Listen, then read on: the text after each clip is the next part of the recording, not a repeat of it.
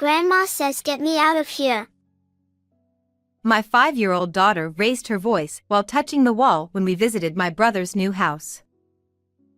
Don't talk nonsense. Hearing this, my brother started yelling at my child. But I could not let my daughter's words go unheard. Because this child had a mysterious power. And with her decisive words, my brother and his wife began to tremble. At that time, we had no idea that we would be involved in such a terrible thing. My name is Nancy and I married my husband Mark, who is the same age as me, when I was 27. We had a baby 2 years later and we were very happy. However, when our daughter Erica was 4 years old, Mark got a new job and we had to move to a state far away from where we were used to living. I had one concern. That was my 72-year-old mother, who now lives alone after the death of my father a few years ago.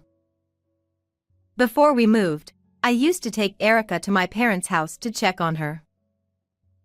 My brother Hans and his wife Emily lived nearby, but they were both busy with work, and I felt kind of bad asking them to take care of my mother. However, I was not in a place where I could immediately rush to my mother's place either, so I had to rely on my brother and his wife. Then I got a call from my mother saying, "I'm moving in with them at Hans's house." At the time, she was having trouble with her legs, and I was concerned about that even after we moved out. She would be safe with my brother. Hearing that, I was relieved and patted my chest. Moreover, Emily, my brother's wife, was kind and took care of things, and my mother always praised her. I've decided to tear down my parents' house and build a new one. One day, I received a phone call from my brother. He told me that his house, where he lived with his mother, had many steps and seemed inconvenient for her, so he would make the new house wheelchair accessible.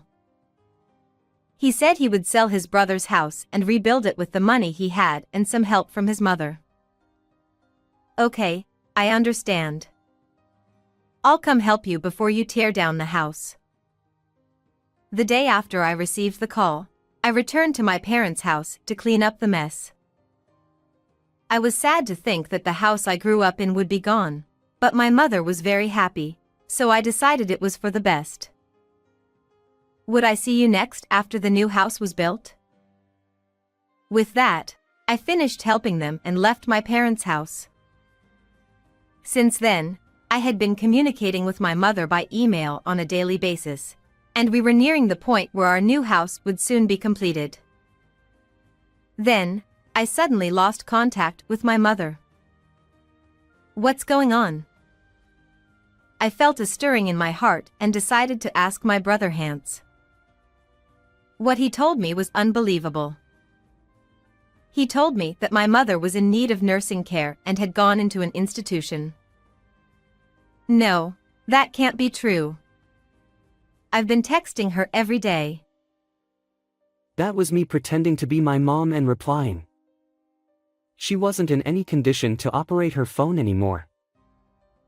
Then why didn't you tell me right away? But wouldn't it shock you to find out that your favorite mother is going through that? Moreover, he continued, she may not even recognize you anymore. My mother's memory was vague. She was unable to take care of herself. Her personality had changed, and she sometimes became angry suddenly when she used to be calm. I want to see my mom. You can't do that. She is finally able to live calmly at the facility now, but if you suddenly go there, it will only confuse her. That may be so, but then at least tell me where she is staying. The staff in charge has asked me not to visit her for the time being. I'll be sure to contact you when things settle down. He hung up on me without even telling me the name of the facility. However, I was not convinced by all means, so I decided to leave my daughter with my husband on his day off and visit my brother's house alone. My brother had just gone out, and when I rang the doorbell, his wife, Emily answered. When she saw me, she sighed loudly. You heard from Hans, right? Even we are heartbroken that we had to put your mother in a facility. I couldn't say anything more as I looked at Emily, who said this with a downcast look on her face. I know my brother and his wife must be having a hard time as well. However, just as I was about to give up and leave, a sight caught my eye. What? Why? To my surprise, I found my mother's belongings piled up in a corner of the yard. I rushed over to check it out and found that even her cherished presents and mementos from my late father had been put together in a garbage bag. It was as if my mom was nowhere to be found.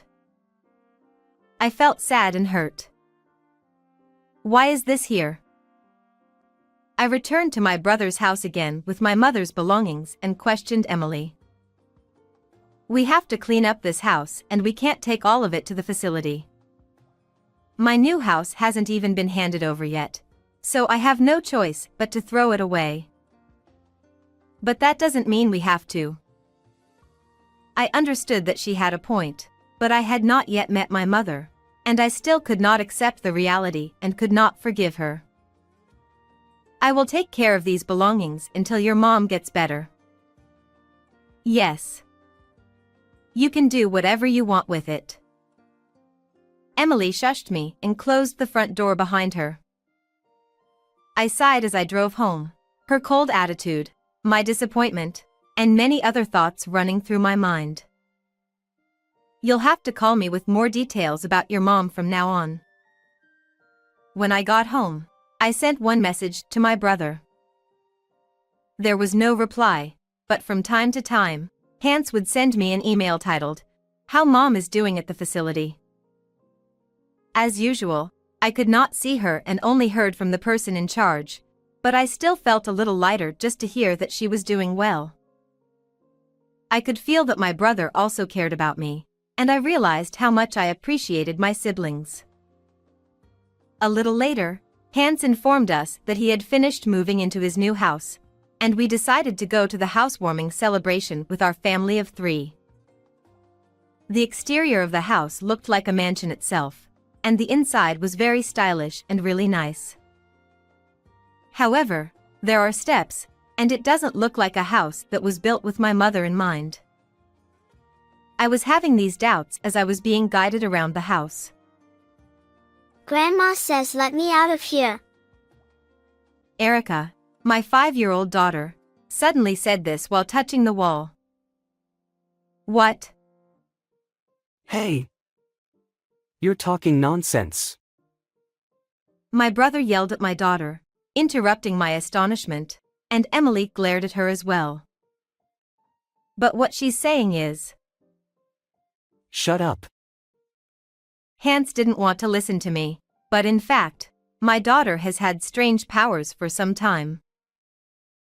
She seemed to be able to get a sense of what it was like to be near someone in trouble or in need of help.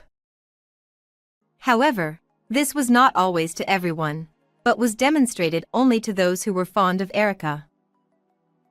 Once, when a friend of mine who adored my daughter was found to be ill.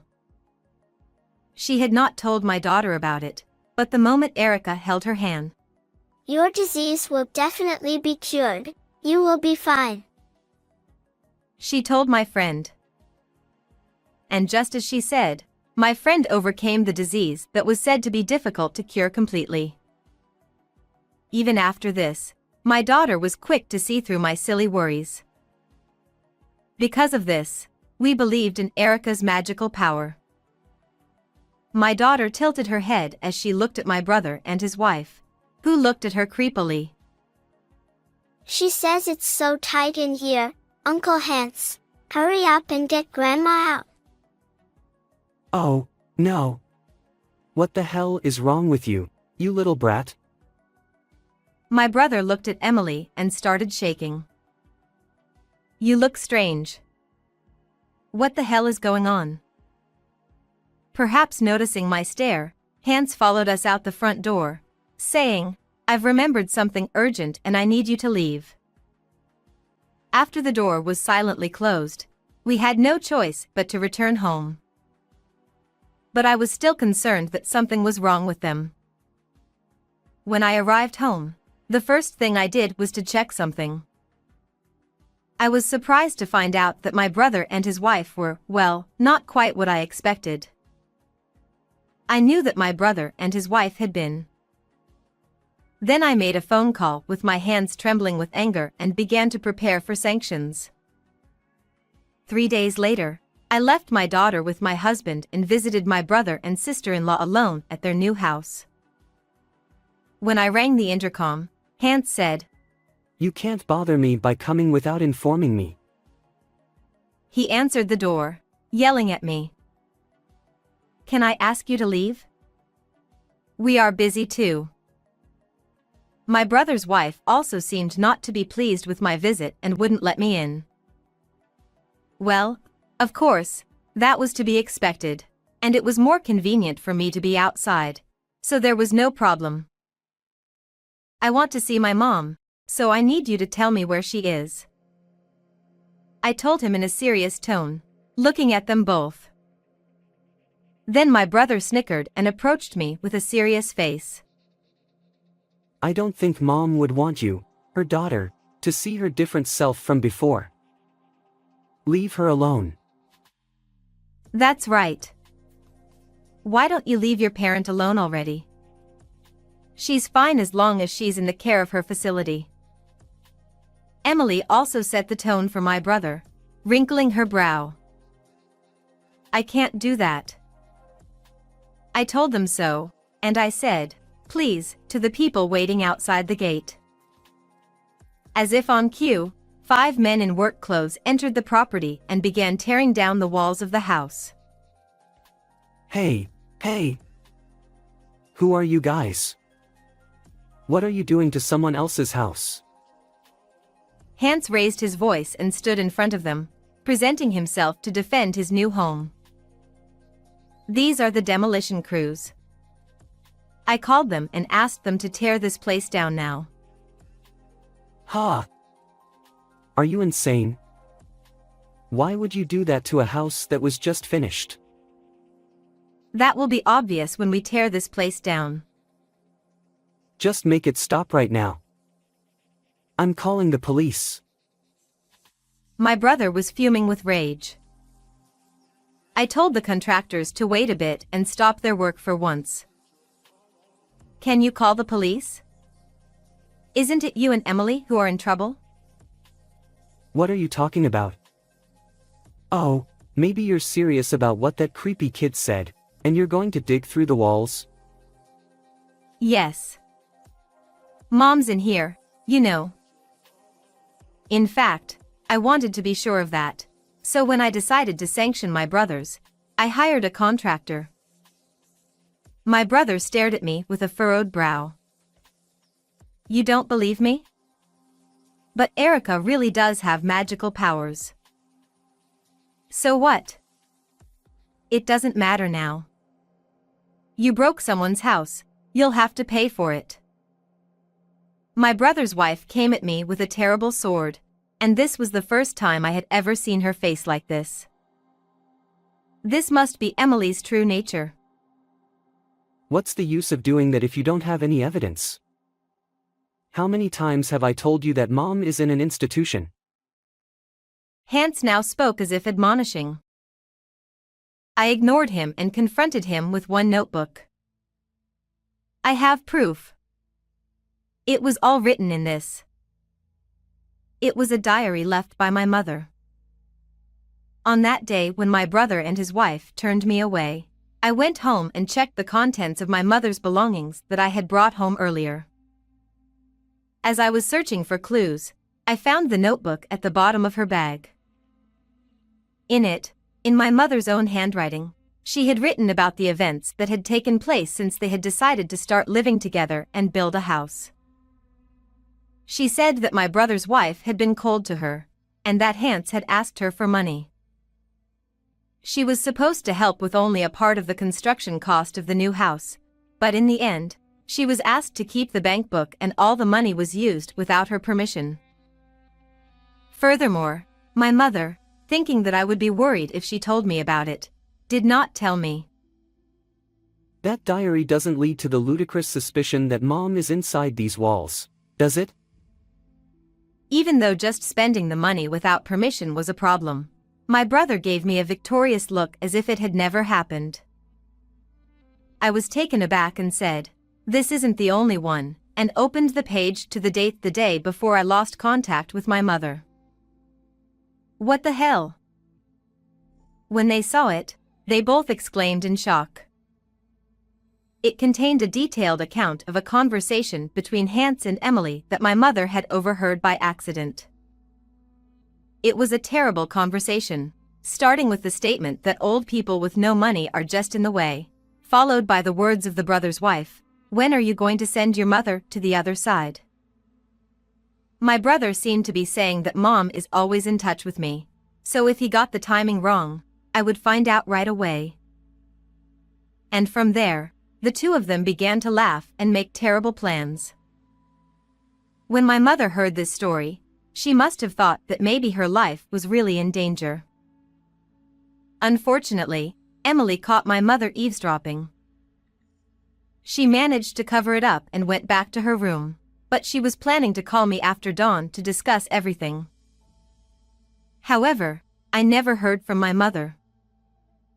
This must mean that my mother was killed by them after she wrote her diary. Isn't this the truth? You guys are such assholes. This could just be Mom's imagination. You see, she may have lost the border between reality and delusion. That's why she's in an institution. Are you still saying that? Mom is definitely here in this house. All these lies about her being in an institution. Come on. Which are you going to believe? This diary that may or may not be true, or my story? In my mind, I said, "Of course it's Mom, isn't it?" I held up the floor plan of the house that was tucked away on the last page of the notebook. The paper was quite tattered, showing signs of having been repeatedly folded and opened. My mother was probably looking forward to seeing her new house being built, and she may have looked over the plans again and again, imagining herself living there. It was heartbreaking to think of her feelings. Why are these walls double? It's got an entrance too, so it must be a warehouse or something. I confronted Hans with the floor plan even more forcefully and questioned him. Well, that's a rejected blueprint. Did Mom pick it out of the trash? Is that really true? Let's find out. I told him so and again signaled the contractors to resume their work. Hey! You really shouldn't do that. Don't destroy our house. Nancy. Don't just stand there with your arms crossed. Make them stop.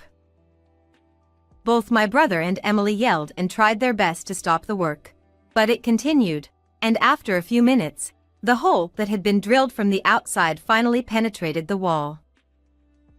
When I looked through the hole, I saw that it was a small storage room.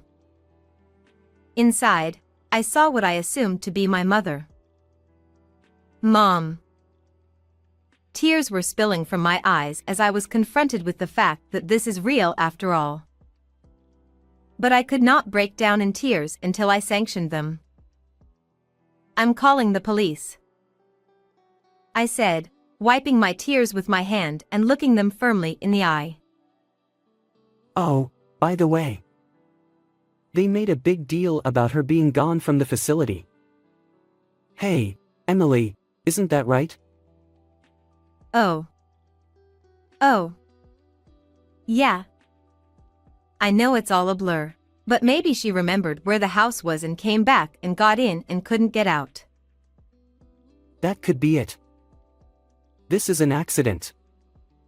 It's the facility's fault. They soberly say, "Mom," and cover their faces with their hands. I looked coldly at their monkey business, not wanting to admit it. The police will come and check it out. You'll see. I pulled my cell phone out of my bag and was about to call the police when my brother grabbed my arm firmly. Nancy, stop. I'll tell you everything honestly. My brother became serious and seemed to be trying to convince me. Then tell me why you did this. Hans began to pontificate. In fact, my brother and his wife were in debt, and it seemed from the beginning that they were looking for my mother's money to live with them. They were receiving $200 to $300 per month in exchange for taking care of her, but they were still barely able to repay the debt. Next, he asked for a large sum of money from my mother, which he used to pay off the debt. At that time, he saw a substantial amount of money in her bank book. The money had been saved without spending our father's inheritance, which had died a few years earlier. Once the debt was paid off, my brother and his wife now wanted a new house. They must have told their mother that they would take care of her in a wheelchair-accessible house. In reality, however, the house had no consideration for my mother, who has a limp, and there were steps to climb. So they took her bank book and spent it all. Once the house is built, let's face it, old folk who need care are just in the way, right? They had spent all their money, and of course they couldn't afford to put her in a facility. Moreover, when he heard that they were planning such a thing, he had no choice but to kill her. The fact that her memory had become fuzzy and that she had entered the facility were also lies so that I would not get suspicious. If I dumped her somewhere and she was found, it would be a big deal. That's why I hid her inside this wall. At first my brother was whispering, but then his voice grew louder and he became somewhat confident. But that doesn't mean. Because it's dark under the lamp, you know.